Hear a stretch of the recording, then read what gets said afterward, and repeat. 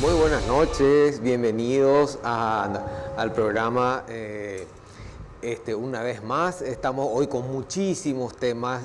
Vamos a ver si nos da el tiempo, Diego, para tratar los temas en todo de política. Y bueno, vamos ya al primer tema. Como digo, hubo una semana bastante movida a nivel político internacional. Vamos a tocar específicamente tres temas: la reunión de Putin y Xi Jinping, el movimiento que está haciendo Evo Morales en Bolivia y obviamente la situación también en México que está bastante controvertida. Un golpe de Estado. Un golpe de Hay que Estado. llamarle Bueno, golpe de Estado. buenas noches, Diego. Buenas noches. Buenas noches. Sí, son temas muy álgidos. Estamos viviendo, como siempre hablamos, de momentos históricos en la política internacional y en lo que es la geopolítica. Y tenemos que considerarnos privilegiados dentro de todo, porque estamos aprendiendo y vamos a ir mostrando y enseñando todo lo que tiene que ver con por qué pasa cada cosa que pasa en cada rincón. Y algo importante en geopolítica, una clave importante en geopolítica siempre es: todo está vinculado, nada ocurre de manera aislada y nada ocurre sin que se esté planificando. Las grandes potencias, porque esa es la esencia de la geopolítica, es la pulsión entre las potencias y los intereses. Entonces estamos en el momento de un reacomodo histórico, y para nosotros los analistas es un momento privilegiado, y también para la teleaudiencia, para ir metiéndonos acá en Paraguay en todo lo referente a las situaciones que se van generando. Entonces vamos a nuestro primer tema, que es la crisis, la reunión de Putin con Xi Jinping, muy importante. Bueno, vamos al primer tema entonces. Tenemos esta crisis, como estamos diciendo, como consecuencia de la crisis, ustedes saben que primero se llevó a cabo la reunión de el presidente Trump con el presidente Xi Jinping, y posteriormente se llevó a cabo la reunión con Putin, ¿verdad? Se destaca especialmente en la forma de recibir a ambos presidentes. O sea, Xi Jinping le recibe de una manera muy seria, muy protocolar, sí, a Trump, mientras que a Putin le recibe con fiesta. Hay una fotografía gigantesca que se hizo. O sea, realmente desde ahí empieza la diferencia entre la recepción de Putin y Xi Jinping. Claro, ¿verdad? es muy importante analizar eso. Y vamos directo al material, porque siempre queremos ilustrarle, y luego vamos a ir desgranando parte por parte lo que es los simbolismos, como hablamos en la reunión anterior también de Trump con Xi, y ahora con Putin, para hacer el contraste. Vamos al material. Putin aterrizó en Pekín y China lo recibió como un dios. No llegó rogando una reunión, ni buscando una foto rápida. Llegó invitado personalmente por Xi Jinping en su visita número 25 a China, y Pekín le montó el escenario completo. Ceremonia en el Gran Salón del Pueblo, trato de Estado, cena oficial, música rusa, ópera china y una exposición con un mensaje pintado para que lo viera todo Occidente: amistad inquebrantable y alianza estratégica de grandes potencias.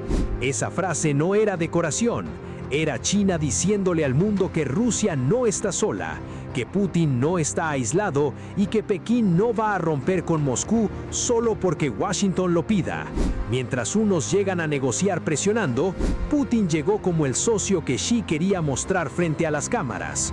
Los dos firmaron más de 40 acuerdos, extendieron su tratado de amistad de 2001 y hablaron de comercio, energía y tecnología.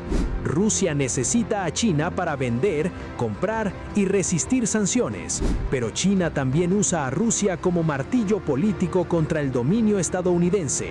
Xi no tuvo que gritar nada, solo puso a Putin bajo un letrero de amistad eterna y dejó que la imagen hiciera el trabajo sucio. Bueno, acá vemos Putin el aterrizó material en que es Pekín. bastante ilustrativo.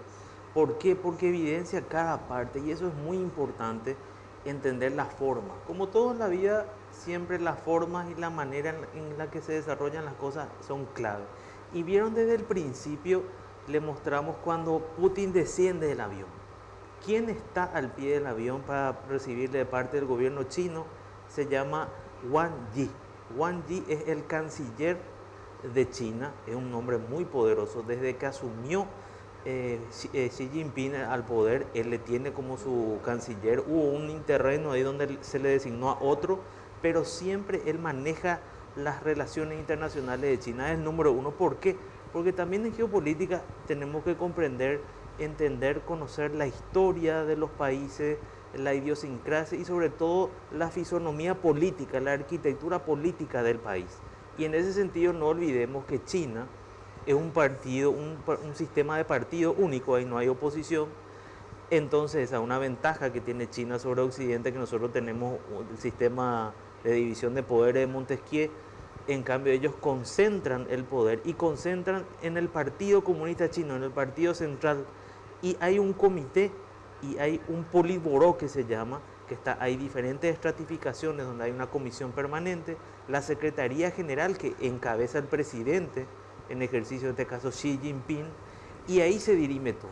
Y en ese sentido Wang Yi es el presidente de la Comisión de Relaciones Internacionales del politburó chino, o sea, le recibe una máxima autoridad en materia de relaciones exteriores. No es solamente un funcionario designado, sino que integra el politburó chino y la comisión permanente del politburó. O sea, eso es muy importante. Cosa que, ¿qué pasó? Le recibió a Trump el vicepresidente. En este caso es un número uno en política internacional. Luego de Xi ya viene él en poder en China. Entonces eso es muy relevante. Y vimos ahí la cercanía, como en la vida los vínculos dicen, ¿verdad? Y ustedes ven las risas que hubo entre Wang Yi, Putin, todo ese ambiente de cordialidad.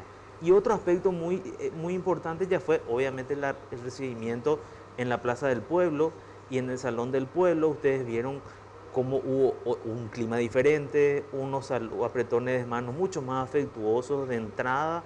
Tanto Putin como Xi se hablaban como hermanos. Vieron esa foto que mandamos, esa foto gigante, como hace al estilo chino, que prácticamente es un mural gigante donde ahí está exactamente esa foto, donde vemos los dos presidentes, la imagen de las dos potencias, ¿qué quiere proyectar Xi? Nosotros estamos juntos, eso le manda al presidente Trump, que esta amistad sigue siendo inquebrantable. ¿Por qué? Porque Washington está queriendo romper eso y establecer un G2 entre Estados Unidos y China. Y con esto los dos están diciendo, Putin dice, no, yo entro también a la mesa. Acá cristalizamos el G3. Acá estamos viendo que esta es la materialización de ese mundo multipolar donde se conformó este G3 de Estados Unidos, Rusia y China. Y acá se firmaron 40 acuerdos, cosa que no ocurre tanto con el presidente Trump, pero es a consecuencia de este multilateralismo. Eso es lo que está queriendo mostrar esta relación de Xi y de Putin. En todo momento decir, no, nosotros queremos un mundo multipolar, un mundo donde no lidere solo Estados Unidos, sino que se respete esa existencia de nuevos liderazgos emergentes en cada región, y nosotros vamos a representar a ese sur global que ellos le llaman. Y otro punto importante que es la moneda única. Ellos quieren separar, cortar la hegemonía del dólar en las transacciones, especialmente el sistema SWIFT, que es el sistema bancario que habilita al comercio mundial. Ustedes vieron que una vez que se desarrolló la guerra en Ucrania, a Rusia se le saca el sistema SWIFT, y entonces ellos se dieron cuenta de esto, estos grupos BRICS, el grupo BRICS se da cuenta de eso. Entonces dicen, no, nosotros tenemos que desarrollar un sistema SWIFT, pero que no dependa de un país y no dependa de situaciones políticas, sino que independientemente de lo que pase, esto siga funcionando. Entonces esta reunión también se trató de eso, se trató de las alianzas energéticas, de las alianzas comerciales, y todo eso se puso a la mesa. Pero un tema principal, el mensaje principal es, nosotros estamos juntos, este es un mundo multipolar, y que Trump tiene que entender eso. Así es. Siguiendo lo que estás diciendo, Diego, quiero nomás hablar de que se insistió mucho en una consolidación de un bloque euroasiático, Exacto. ¿verdad? En el cual Europa por el lado de Rusia, ¿verdad? Y asiático, obviamente, la zona que le afecta a China. Resulta que esta guerra o estas guerras, tanto la de Ucrania como la de Irán, justamente acá estaba comentando, Diego, de las restricciones y de las sanciones que se le fue aplicando a Rusia. Eso hizo que alerte a China, y China ahora con el problema de abastecimiento de petróleo que tiene, obviamente, por el cierre de la zona del Estrecho de Hormuz, ¿verdad? Entonces se están dando cuenta de que hacen falta vías de conexión que les contacten más a ellos a través de, por ejemplo, firmaron, por ejemplo, el tema del Poder de Siberia 2, por ejemplo, el gasoducto Poder de Siberia 2, que bueno, no se llegó a firmar, Claro, se claro. habló. Se habló. Sí, No se formalizó, ¿verdad? El Poder Siberia 2 es, por ejemplo, un gasoducto que serviría para alimentar perfectamente a China desde Rusia, ¿verdad? Y obviar, por ejemplo, el tema del Golfo Pérsico, el Canal de Suez, el Mar Rojo, el Océano Índico, porque después justamente vamos a hablar sobre el tema del estrecho de Malaca, por ejemplo. Se pueden bloquear, en el programa pasado ya estuvimos tocando también los diferentes puntos, eso vamos a hacer un programa especial donde vamos a hablar de eso, de los diferentes pasos que hay en el mundo. Points, los puntos de encadenamiento. Exacto, que sirven de conexión, obviamente, y son vías internacionales de desarrollo comercial y que obviamente pueden bloquearse por combates, por guerras, por sanciones, etcétera, etcétera. Entonces yo creo que se insistió mucho en esta reunión específicamente sobre estos temas, ¿verdad? Y como estaba diciendo Diego, el tema del dólar, por ejemplo, quieren cortar esa dependencia del dólar, quieren debilitar el dólar y también la influencia global de los Estados Unidos, ¿verdad? Sí. Entonces, vamos a ir desarrollando, vamos a la placa 2, que ahí vamos a ver otro punto interesante que es la balanza comercial. De esto también es muy relevante. Fíjense acá el superávit, en este caso, ¿qué quiere decir superávit? Que favorece a Rusia. La balanza. Vean las exportaciones, por ejemplo, el comercio total de 61.250 millones de dólares. Y vean cómo esto va increciendo. Y, por ejemplo, las exportaciones China-Rusia, 27.660, pero de Rusia a China, 33.590. Y hay un superávit comercial favorable a Rusia de 5.930 millones de dólares. Entonces, fíjense acá los intereses que hay. Como bien estamos señalando, esto se trata de un reacomodo comercial. Y en el caso particular de Rusia y de China, estamos hablando de esa consolidación. Acá se firmó un acuerdo donde Putin, el presidente Putin, necesita colocar ese petróleo que dejó de vender desde la guerra a Ucrania a Europa. Entonces, uno de sus principales importadores está siendo China y va a ser India. Entonces, eso fue elemental, eso se consolidó. Y lo que bien señalaba el doctor, acá vamos en la placa 3, vamos a ver esta parte que es muy relevante, que esto es clave en la relación sino-rusa, en la relación China-Rusia. ¿Por qué? Porque estamos hablando de estos gasoductos que se llaman Poder de Siberia 1 y Poder de Siberia 2. El Poder de Siberia 1 está plenamente operativo y transporta 50.000 millones de metros cúbicos de gas. Imagínense el volumen que estamos hablando. Y este Poder de Siberia 1 está, como les decía, operativo, en pleno funcionamiento, pero también se habló de lo que hace años se está hablando del Poder de Siberia 2, que va a estar cruzando Mongolia y va a comunicar a China otros 50.000 millones de metros cúbicos de gas. Esto es muy relevante, pero acá vemos la cintura nuevamente China, no sé si se nos está viendo a nosotros solo la imagen. Entonces se está viendo la cintura política china, en el sentido que el presidente sí pone un paño frío a esto, al Poder de Siberia 2, por la visita también de Trump. Fíjense cómo todo está interconectado, como decíamos, y este Poder de Siberia 2 entra en un stand-by, pero no es una suspensión, es un stand-by. Otro punto importante es el deseo de Rusia de de entrar en ese grupo, como le decíamos, en esa mesa chica de tres. Porque yo siempre hago una disquisición.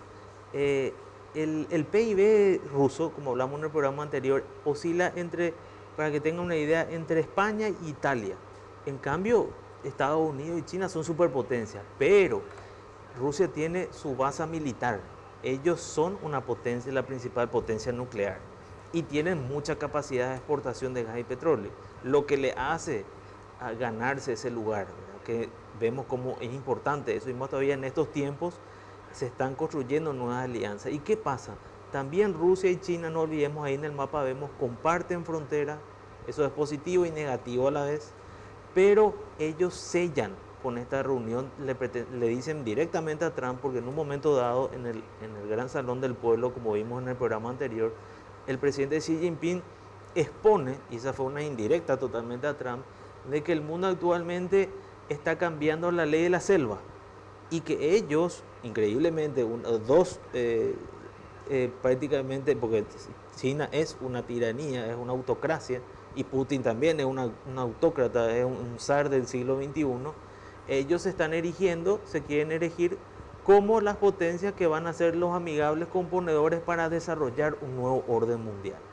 Entonces, fíjense esto, no estamos hablando de pocas cosas, y el presidente Trump estuvo obviamente pendiente de esto, está con la situación de Irán, pero el mundo se está, como le estamos señalando, estamos viviendo tiempos históricos porque estamos en este proceso de reacomodo de las capas tectónicas de geopolítica, y estos tres países están desarrollando este principio de las áreas de influencia, y Putin y Xi también hablaron de eso.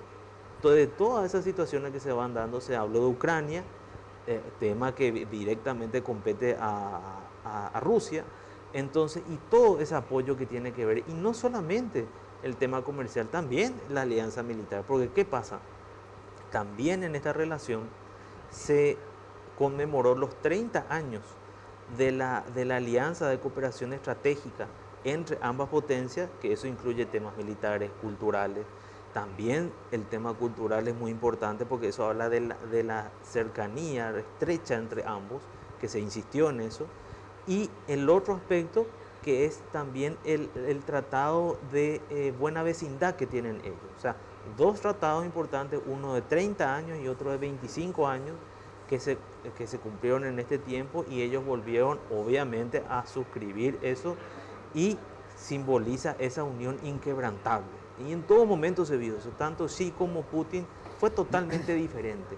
Y eso en geopolítica, no olviden, estos son como actuaciones, como grandes acting que se hacen. Las reuniones que ustedes ven de jefe de Estado y de gobierno es justamente esa proyección de las fuerzas interiores de cada uno y lo que cada uno quiere transmitir, porque todo está milimétricamente calculado. No olvidemos que en estas reuniones de alto nivel, donde están estos líderes que no improvisan, todo está ya hablado, y los equipos técnicos antes discutieron la agenda, y los presidentes lo que hacen es consolidar y mostrar al mundo lo que cada uno quiere comunicar. Claro, van para firmar. Ya las ideas están trazadas y los acuerdos están establecidos, entonces ellos ya van para la firma, que justamente ustedes nunca van a ver que ellos están leyendo, por ejemplo, uno de los tratados, ¿verdad?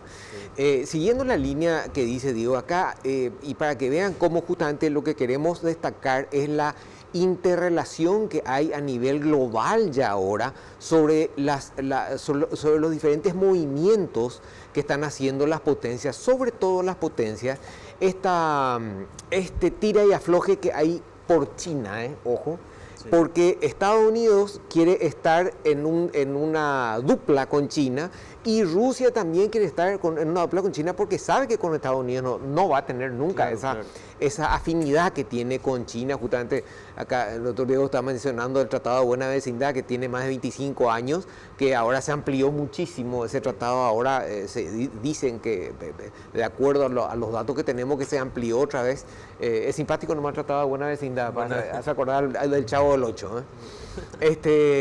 Entonces, por ejemplo, ese acuerdo. Pero acá lo que quiero destacar un poco, la importancia para los Estados Unidos y para Europa. Ojo, ¿Qué pasa? Se quiere cortar con esto, con esta alianza que está haciendo China con Rusia y Putin, fortalecer ese bloque antihegemónico, ¿verdad? O sea, romper esa hegemonía de los Estados Unidos, porque inclusive ustedes saben que Trump ahora entró pateando la olla, ¿verdad? O sea, ya tenía Estados Unidos una hegemonía importante en el mundo, pero resulta que ahora Trump viene con todo, atropella con todo, y esto tiene sus consecuencias a nivel de, como les decía, Europa. Eso que están queriendo romper el bloque hegemónico, romper ese aislamiento de Rusia, porque también Rusia se dio cuenta lo fácil que es para el mundo encerrarla, ¿verdad? Bloquearla, y eso es lo que también, por eso justamente acá estábamos hablando de los gasoductos, de los oleoductos, de formas alternativas para evitar que vuelva a ocurrir este problema que está ocurriendo ahora, ¿verdad? También quieren acelerar una fragmentación del sistema internacional. El sistema internacional es un sistema hecho para que funcione de acuerdo a lo que dicta Estados Unidos y Europa. Hasta ahora estaba así la cosa, ¿verdad? Es cierto, China tiene su influencia por su lado, Rusia también por su lado, pero como decimos, con Rusia se dio cuenta con las sanciones que se le aplicó, cómo se lo encerró, se lo aisló totalmente a nivel mundial, y eso ya no va a volver a permitir, ¿verdad? O sea, una potencia no se puede dar el lujo de que le vuelva a ocurrir ese hecho, ¿verdad? Claro. Y también, como decía, consolidar un comercio energético no occidental, sin una dependencia de Occidente, y ayudarse más o menos entre ellos, ¿verdad? Eso claro, es lo que... Muy importante. Vean, son puntos que tenemos que destacar con relación a Estados Unidos y Europa. Claro, claro. Ven cómo estamos hablando de pulsiones comerciales, y en la siguiente placa vamos a ver, como les digo, intereses. Todo esto es intereses económicos. Este es el proyecto del poder de Siberia 2, complementando. Imagínense, 6.700 kilómetros de longitud va a tener esto, y miren todo lo que atraviesa, como les decía, la Mongolia, Kazajistán, todo, y ese poder de Siberia 2 pretende entrar en funcionamiento en el 2030, y otra vez hablamos, como decíamos, de 50.000 millones de metros cúbicos. O sea, es elemental esto que está sucediendo. Y miren la quinta placa, la placa 5, porque también esta relación que muestra, está mostrando al mundo también, y sí está queriendo decir, Putin me ayuda a mí en esto. Miren lo que es el equilibrio económico, las principales potencias en cuanto a inversión en cada país. Vean en la década de los 2000, bajo la presidencia de Bill Clinton, todo lo azul es Estados Unidos. O sea, el principal socio comercial de cada país del mundo era Estados Unidos. Y vean, China allá, y todo lo azul. Prácticamente había una hegemonía total de Estados Unidos. En cambio, ahora vemos en el 2025 como ese mapa azul se va tiñendo de rojo. ¿Por qué? Por la influencia china, que es lo que decimos, que Estados Unidos un poco se desgastó desde el 2001, el atentado a las Torres Gemelas, que fue una situación bisagra que vivió la población, la ciudadanía norteamericana, donde se centró en el combate al terrorismo internacional, ¿verdad? Todo lo que fue Al-Qaeda, Hezbollah, todas las demás situaciones, lo que estalló en la primavera árabe, y en fin, diferentes cuestiones que fueron desangrando a Estados Unidos y endeudando a Estados Unidos. En cambio, China, ¿qué queremos enunciar con esto? Este es un dragón, un imperio que fue interrumpido en el siglo XIX, en la guerra del opio, pero ellos son un estado de civilización de 5.000 años.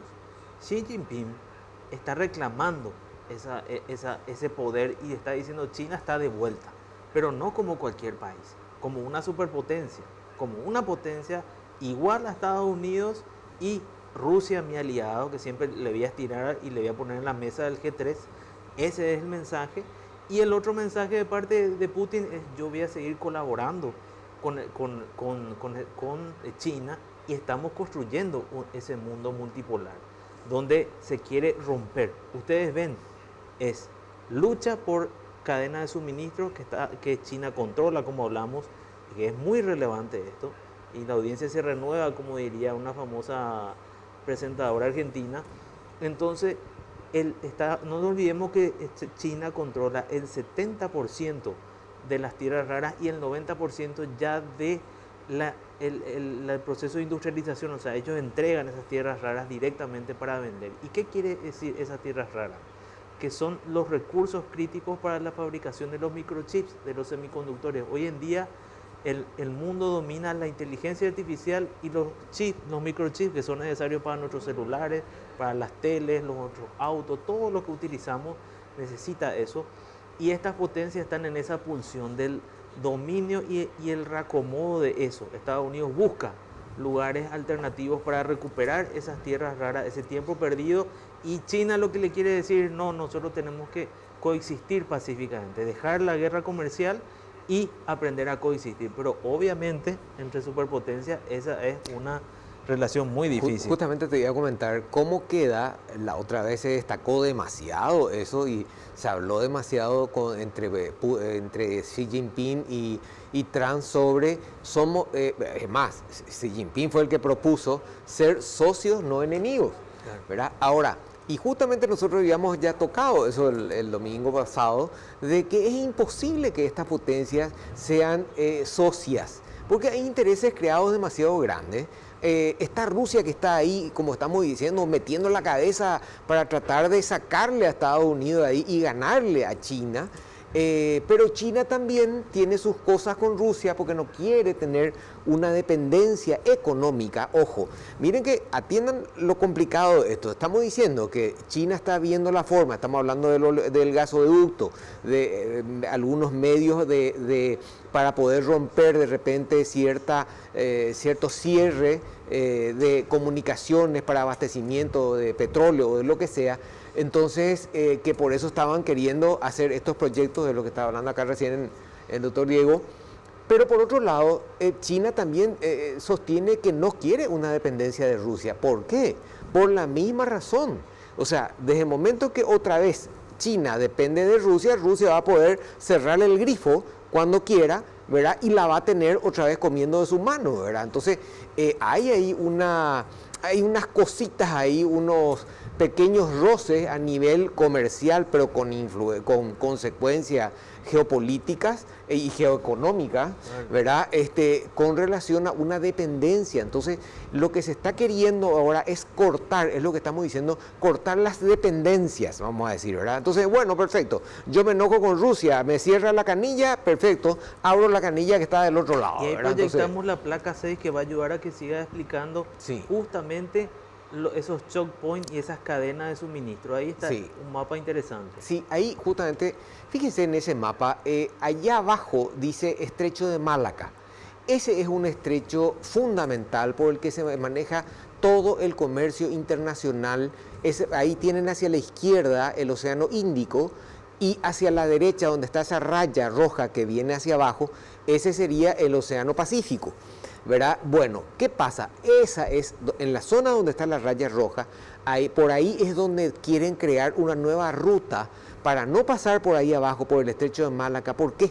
Porque ahí están la mayoría de los aliados militares de europeos. Ahí mismo tenemos ahí casi la isla de Diego García, de donde bombardearon Irán la otra vez.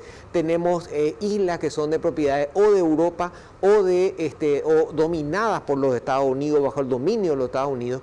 Entonces esa es una zona, ese estrecho que ven ahí, que dice de Malaca, allá abajo. Una vez que eso es finito, es un estrecho muy fino, muy angosto, no es grande el espacio, pero como les digo, se maneja todo el comercio internacional por ahí, los buques y todo, los buques de guerra, la otra vez los buques para venir Y están ahí Malasia, Indonesia, Singapur, porque componen esos países. Exacto. En las aguas territoriales de esos países. Cadena de defensa, vamos a decir, también ahí se inicia, no se olviden que ahí abajo, ya la otra vez estuvimos hablando de las islas que conforman Taiwán, Japón, Corea del Sur, etcétera, hacia arriba, que forma, decíamos la otra vez, la última cadena de defensa contra China, vamos a decir, para que no avance hacia el Pacífico y para que pueda ser retenida China en caso de un conflicto militar.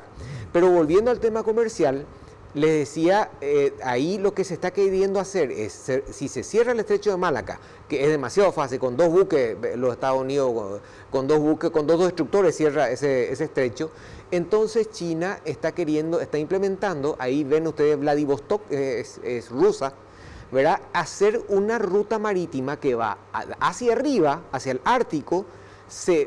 A propósito, el Ártico está muy transitado ahora, eso después podemos hacer un programa de la parte del Báltico, de la zona del Báltico y ahí la peleita que hay ahí, porque ahí hay una pelea muy interesante de poder entre Rusia y Europa y Estados Unidos, obviamente, ¿verdad? Que está muy tranquilo, está muy tranquilo. Justamente del derretimiento de los glaciares, que hace que se generen nuevas rutas, y esas nuevas rutas son sinónimo de nuevas cadenas de suministro, que Rusia, por ejemplo, tiene la principal flota de portaaviones, de rompehielos del mundo. Entonces, fíjense esa alianza también, pues esa alianza inquebrantable entre China y Rusia, y además están los famosos países que integran todo lo que es el Consejo Ártico, que también hay una pulsión ahí, que son los países que circunvalan todo el Ártico. Y entonces ese realmente es un programa interesante que podemos hacer de la geopolítica del Ártico, y de que esto se está debatiendo también, esto formó parte también de la agenda, porque acá se trata de, como les hablábamos, asegurar recursos críticos, nuevas rutas, y lo importante para China, el comercio. Todo esto es para facilitar su comercio, porque China quiere evitar las guerras, por eso este tema de Irán es un problema para China, porque quiere pacificar, por eso Xi decía en todo momento, hay puntos que no vamos a poder superar, pero vamos a desarrollar esta coexistencia pacífica para pacificar el mercado, para estabilizar el mercado y por lo menos terminar nuestra guerra comunal. Siempre va a haber un conflicto político, un conflicto de espionaje, de todos los aspectos, pero en lo que sí estas 3 potencias llegan al acuerdo que se terminó lo que es esta guerra comercial para asegurar, a corto plazo, para asegurar justamente los negocios de cada uno de ellos. Pero en contrapartida están las indirectas de la caída del dólar, que obviamente están propiciando China y Rusia, con el tema de los BRICS, que el BRICS todavía es incipiente porque hasta dentro del propio BRICS hay discrepancias. No olvidemos que hay lucha intestina entre China e India, con todo lo que es toda la frontera ahí en el Tíbet, y también hay problemas entre India y Pakistán, miembros también de los BRICS. Entonces no es una alianza que sea tan homogénea, más bien bastante heterogénea en cuanto a los intereses de cada uno, porque son todos países entre potencias y potencias medias de cada una de sus zonas. Entonces es bastante importante. Pero ¿les parece si vamos a una pausa y continuamos con nuestros otros 2 temas, que va a ser, prepárense para el escándalo narco de Sinaloa, México, y lo que es este intento de golpe de Estado de Evo Morales en Bolivia? Vamos a una pausa y volvemos.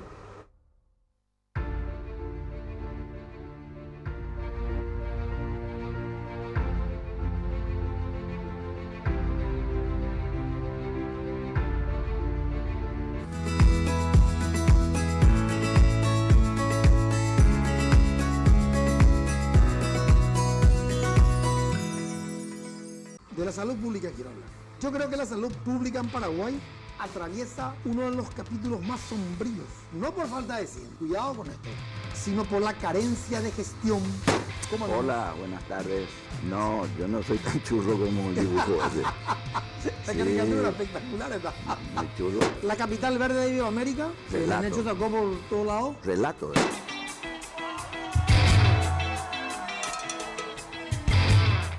Todas las mañanas, desde bien temprano, comentamos las noticias más importantes para que comiences el día bien informado. Hablamos mucho de economía porque es el motor que mueve al Paraguay, que produce y crece. Nos ocupamos de los problemas sociales, los reclamos ciudadanos y buscamos debatir sobre el medio ambiente. Fútbol local e internacional, Copa Libertadores, Copa Sudamericana, y agitamos el ambiente pensando en el Mundial. Y por supuesto, toda la actualidad política, porque en la mañana de la Unión te contamos lo que otros no te cuentan.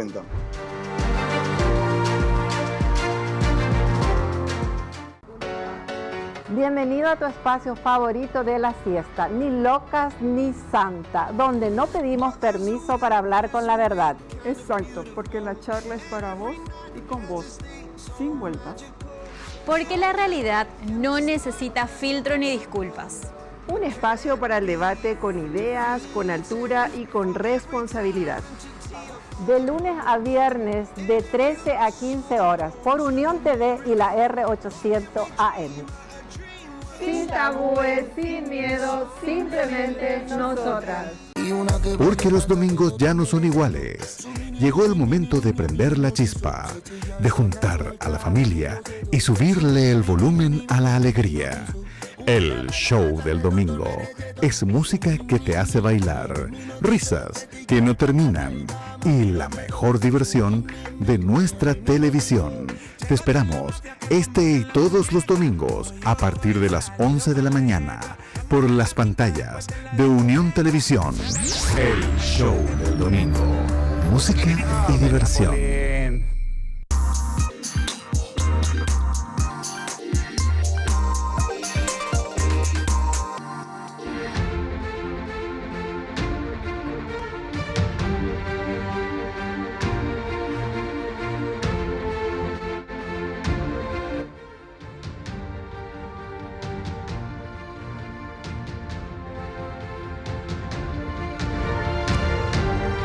Volvemos a todo de política.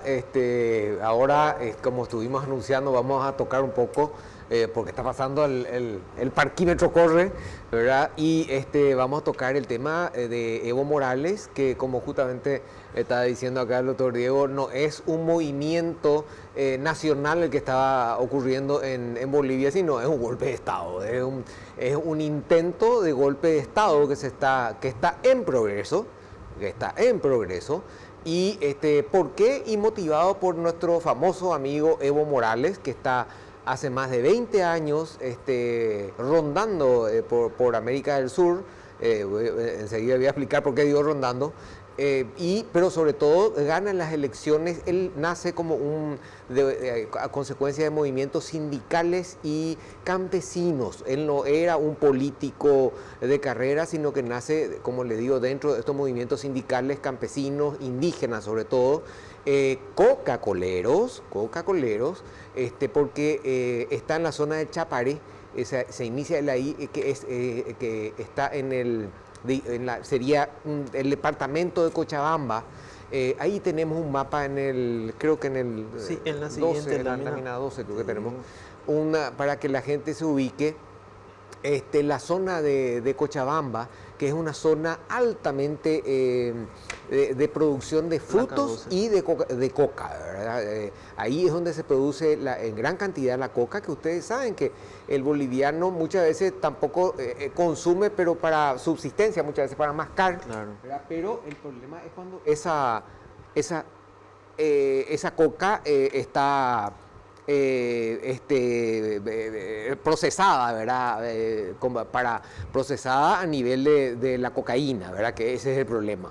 Entonces, decíamos entonces que Evo estaba elegido en 2005, toma el poder en 2006 y se extiende hasta el 2019.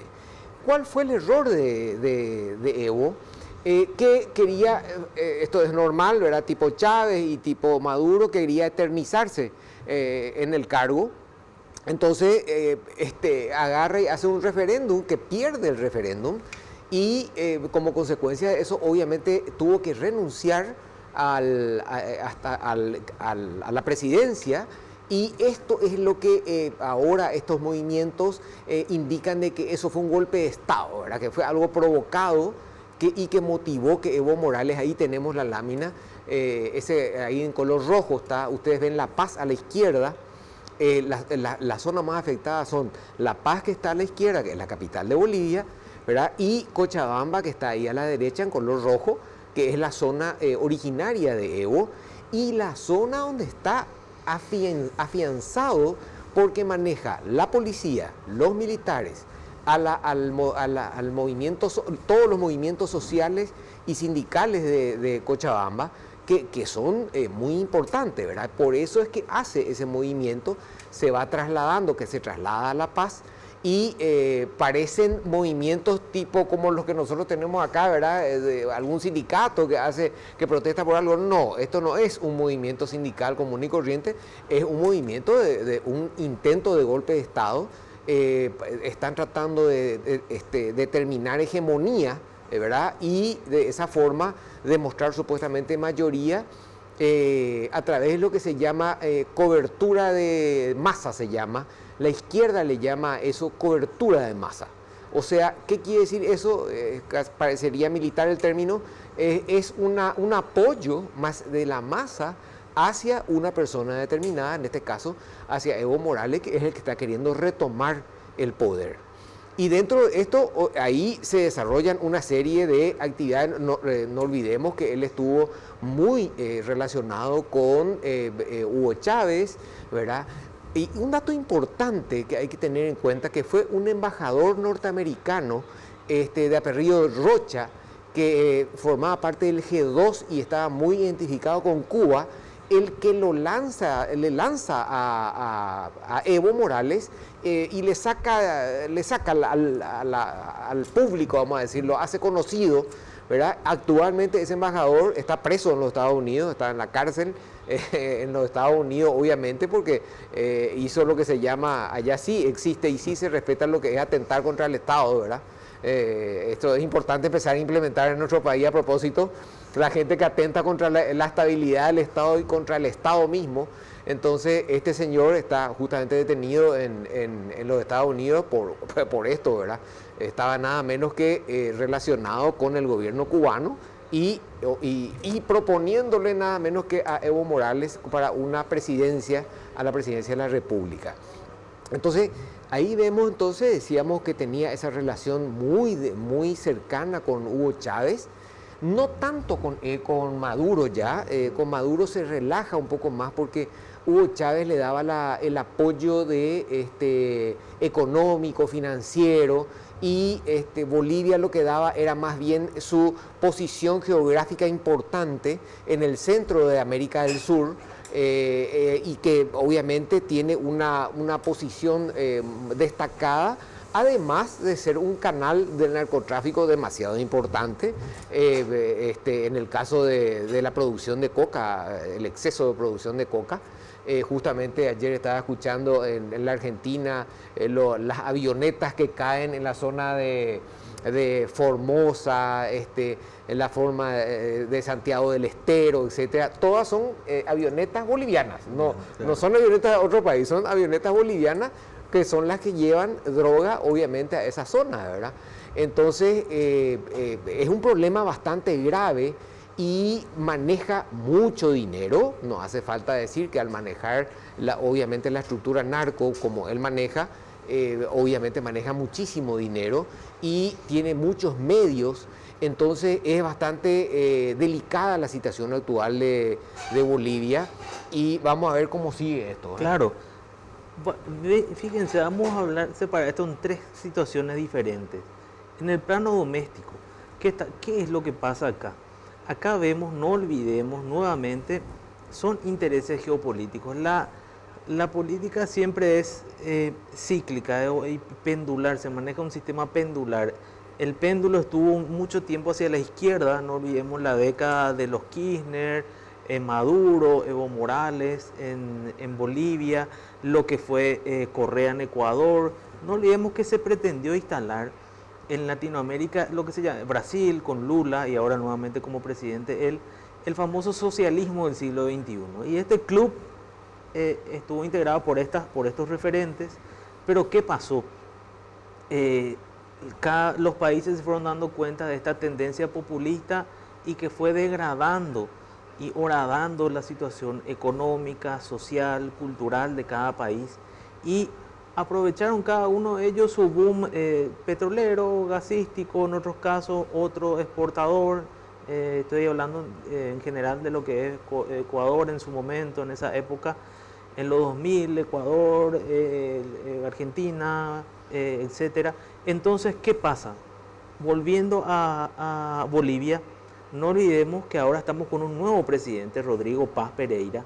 Rodrigo Paz pertenece a la centro derecha boliviana Y no olvidemos que él tiene 6 meses. Y de esto se trata, de que la derecha nuevamente retoma Bolivia luego de 20 años, porque estamos con 14 años del presidente Evo Morales que estuvo liderando Bolivia, luego su sucesor Luis Arce, que fue un gobierno realmente catastrófico, y eso terminó finalmente fulminando la macroeconomía boliviana, porque esto no es un problema de Rodrigo Paz. El presidente Rodrigo Paz asumió en noviembre y tiene 6 meses y algo en el gobierno. Entonces, pero Evo Morales no reconoce a este presidente. Imagínense, estamos hablando de una degradación, de un retroceso democrático. Por eso países como nuestro Paraguay reaccionó y apoya al gobierno de Rodrigo Paz, no solamente al gobierno, sino que a la defensa de la democracia, de esa conquista que tanto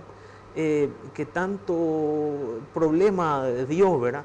El lograr esa libertad de expresión, ese cambio, ese respeto al cambio de signo político que en Latinoamérica se respeta, salvo en el caso de Venezuela y Nicaragua, Cuba, pero esa es la situación particular. Y Evo Morales, que no se pudo presentar a las elecciones porque tiene 2 procesos abiertos, uno por violación de menores y otro trata de personas. O sea, imagínense, él no puede llegar al poder por las vías institucionales democráticas, entonces pretende hacer un golpe de Estado.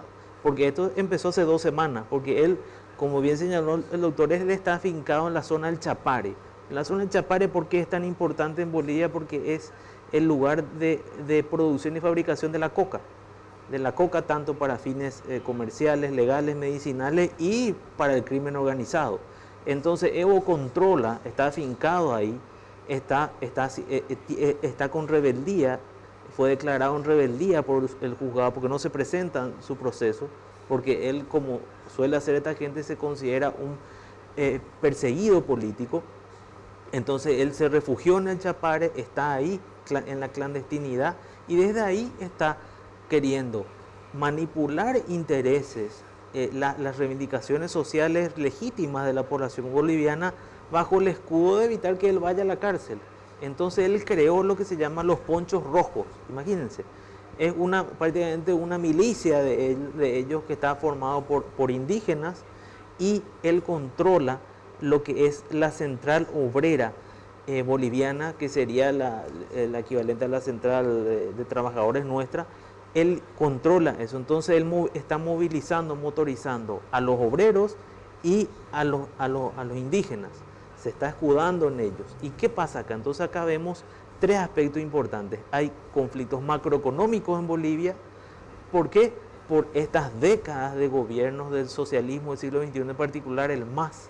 El partido de Evo Morales se llama MAS, Movimiento de Acción al Socialismo, y la continuación de Luis Arce, que fue catastrófica, donde, ¿qué pasa? Hay problemas actualmente de dólar, hay escasez de dólares, hay la macroeconomía muy delicada, una inflación galopante, problemas de alimentos, de cadena de suministros, y eso se suma a la crisis política interna del actual gobierno de Rodrigo Paz. Porque ¿qué está pasando? Como suele ocurrir lastimosamente en Latinoamérica, hay esa pulsión increíble entre siempre el presidente y el vicepresidente. Y Edman Lara se llama el vicepresidente actual de Bolivia, que antes de asumir Rodrigo Paz rompió relaciones políticas con el presidente. O sea, y eso es muy importante. ¿Por qué? Porque el vicepresidente controla el legislativo, es el presidente del legislativo en otros países, como ocurre también en Argentina. Entonces, ¿qué pasa? Rodrigo Paz no puede lograr el estado de excepción, porque él quiere declarar estado de excepción a raíz de lo que está pasando, porque 22 localidades de Bolivia están cerradas. Actualmente el gobierno de Rodrigo Paz intenta recuperar la seguridad, y en ese sentido desplegó sus recursos policiales y militares para abrir esa zona, porque esta gente realizó barricadas.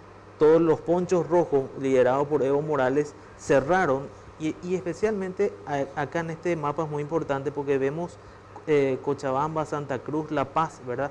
El sur de La Paz, por el sur de La Paz ingresa a través del Alto, el famoso Alto, ingresa todo el comercio y todos los alimentos y todo eso, y eso los ponchos rojos cerraron de Evo Morales. Entonces La Paz está desabastecida, no hay alimentos, no hay combustible, y eso evidentemente hace exacerbar los climas y se está desarrollando esta situación. Y el gobierno de Rodrigo Paz busca la estabilidad, la pacificación de eso, emitió un sistema de bonos para incentivar a las demás organizaciones sindicales a que no se manifiesten.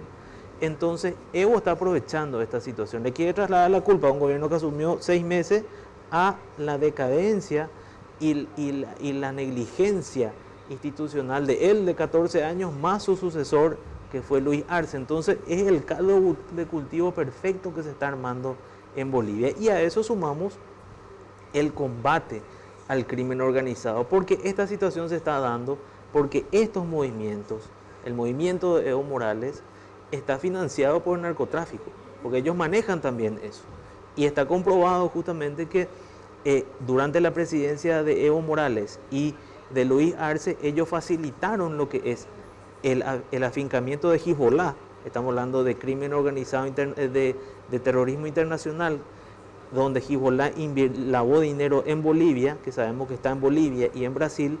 Entonces acá esta cuestión se da porque el narcotráfico está siendo asediado a raíz de este escudo de las Américas que está impulsando el presidente Trump y alianza con los gobiernos de derecha en Latinoamérica. Se logró el apresamiento de Marcet, no olvidemos, hace semanas atrás, en Bolivia. Entonces, todo esto que está haciendo Evo Morales es para responder a esos intereses, a los intereses del narcotráfico que está siendo diezmado en Bolivia gracias a la relación de Rodrigo Paz con el presidente Trump y este escudo de las Américas que está operativizado y que Estados Unidos está muy interesado en solucionar la cuestión de lavado de dinero, de la presencia de Hezbollah en Bolivia y en otros lugares y del narcotráfico en toda Latinoamérica. Sí, muy importante lo que está mencionando Diego, y no te olvides el tratado que firmó con Irán. Sí, sí. O sea, nada menos que con Irán firmó un tratado de armas, de provisión de armas, o sea, concretamente, ¿verdad? Lo que hizo obviamente que alerte a la Argentina, entre paréntesis, y justamente el día de ayer Evo Morales estaba, atiendan la caradurez de este señor, ¿verdad? Estaba denunciando que dice que aviones Hércules argentinos estaban haciendo transporte de tropas de boliviana hacia zonas, obviamente donde se está intensificando la ocupación de los ponchos rojos, estos que a propósito la otra vez estaba viendo, están perfectamente entrenados, son gente que maneja... Es una milicia. Es una milicia. Están entrenados en manejo de armas, estuve viendo yo los movimientos de uso de armas, etcétera, manejan perfectamente, uno se da cuenta cuando conoce ya la gente que sabe manejar armas, te das cuenta hasta cómo agarra el arma, ¿verdad? Y el detonante, lo que hay que advertir justamente de este problema económico grave que está teniendo Bolivia es justamente una de las características de la izquierda en América Latina, que justamente es el perjuicio que le causó la Kirchner a la Argentina, el tema de los subsidios. En Bolivia había subsidio para todo y justamente el movimiento estalla, este movimiento de protesta, justificó más o menos este alzamiento con el subsidio. Resulta que el Rodrigo Paz, el presidente, le cortó el subsidio del combustible. El combustible estaba subsidiado, sí. Una locura, ¿verdad? Todo estaba subsidiado. Todo. Los alimentos, la provisión de transporte, etcétera, trenes, vías de comunicación, está totalmente subsidiado por el gobierno. O sea, es lo que, esas cosas que parece, esto no es Suiza, ¿verdad? O sea, ni en Suiza hacen eso. Entonces, se corta todo esto y ahí es donde empieza, porque sube el precio del combustible y ahí obviamente se reacciona el pueblo y empiezan a justificar, como decimos, sus demandas, o sea, los movimientos sindicales, etcétera, su demanda en la falta de combustible, en la falta de alimentos, etcétera, que obviamente no hay porque el Estado está sin dinero. O sea, esta gente, después de 20 años de sacudir al Estado, ¿verdad?, dejó sin dinero y este señor no puede hacer nada. Y es más, dicta un decreto tomando una medida de carácter financiero y resulta que se arma un desastre, el pueblo le reacciona, ¿verdad? Claro. O sea, yo eso es algo también que admiro a los argentinos, la fortaleza y la comprensión con el gobierno, en el sentido de estirarse, claro. Como dijo Milei, el presidente Milei, no hay plata en su discurso, recuerdan, lo primero que dijo en su discurso inaugural, sí. En la toma de poder, dice, no hay plata. Entonces, bueno, parece que el pueblo entendió eso, y bueno, obviamente hay que cortar todos esos subsidios que son gravísimos, claro. para el Estado, ¿verdad? Y esto nos conecta a otro tema, y vamos, para que vean cómo esto va todo concatenado. Vamos a la placa 8, por favor, y ahí vemos lo que es este problema de seguridad regional. Otro escándalo vinculado también al narcotráfico y a otro país. Nos vamos a México, particularmente al estado de Sinaloa. Atiendan esto que está ocurriendo y miren cómo hablamos siempre de la geopolítica, en este caso de tema de seguridad regional. Muy delicado. ¿Qué pasa? ¿Este señor quién es? Este señor es el gobernador del estado de Sinaloa, Rubén Rocha Moya se llama. ¿Qué pasó? Estalló el escándalo que actualmente en México se está hablando de los cárteles de la política, porque este señor Rubén Rocha Moya está sindicado de narcotráfico y lavado de dinero.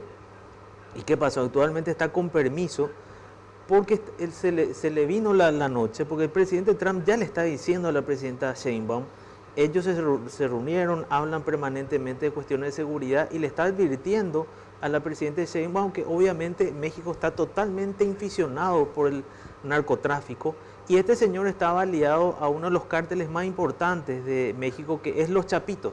Se llama el grupo Los Chapitos, o sea, de los 4 hijos del Chapo Guzmán, que actualmente fue extraditado a Estados Unidos, pero ellos formaron un cártel que pelea con los mayistas, con el Mayo Zambada, que fue entregado por él, por Rubén Rocha Moya. ¿Qué pasó? El famoso, el histórico narcotraficante, el Mayo Zambada, que estuvo prófugo durante décadas, él seguía manejando de la clandestinidad su cártel, el cártel de los mayistas. ¿Y qué pasó?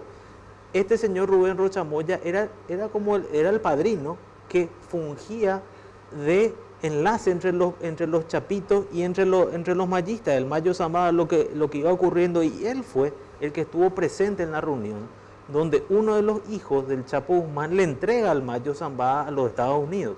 O sea, a ese nivel estamos hablando de cómo está inficionado. ¿Y qué pasa? Acá ocurren 2 situaciones y avanzamos a la siguiente, a la placa 9 y 10. En la placa 9 le vemos a este señor que es el ministro de Seguridad de Sinaloa, Gerardo Mérida. Gerardo Mérida estaba en Estados Unidos y al enterarse de esta situación, porque la UIF, que es la Unidad de Inteligencia Financiera de México, fue la que decide cortar las cuentas bancarias del gobernador, del senador de Sinaloa y del alcalde. Todos estos vinculados al partido Morena, que es el partido del expresidente Andrés Manuel López Obrador y de la actual presidenta Claudia Sheinbaum. Y este señor Rubén Rocha Moya no es cualquier persona, es el fundador del partido Morena. O sea, está totalmente coludido el partido de AMLO, de Andrés Manuel López Obrador, con el narcotráfico, y esta gente tenía tanto miedo que, por ejemplo, este señor que estamos viendo, Gerardo Mérida, el ministro de Seguridad de Sinaloa, al enterarse que estaba en Estados Unidos, se fue a una comisaría y pidió dónde estaba la sede del FBI, porque tenía que entregarse ahí, porque sabía que le iban a matar.